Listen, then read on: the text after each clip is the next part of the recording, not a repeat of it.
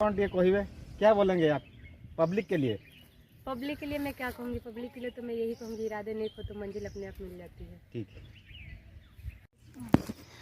देखु भौणी जड़े बाहरी बिहार रु सुदूर देखु से एका बाहरी बिहार सुदूर बिहार रु बाहरी से यात्रा जाऊँगी महाप्रभु जगन्नाथ को दर्शन करी से तापर जीवे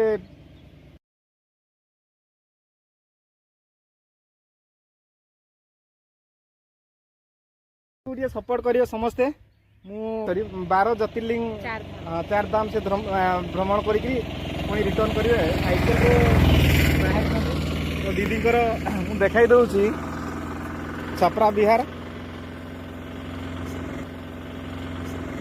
4 धाम 12 ज्योतिर्लिंग साइकेल यात्रा।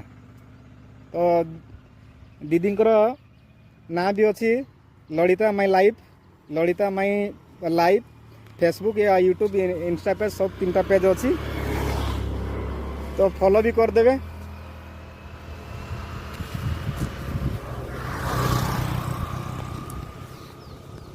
ठीक अच्छे दीदी आगातु महाप्रभु जगन्नाथ डोरी लगी माने दर्शन करके आसतु।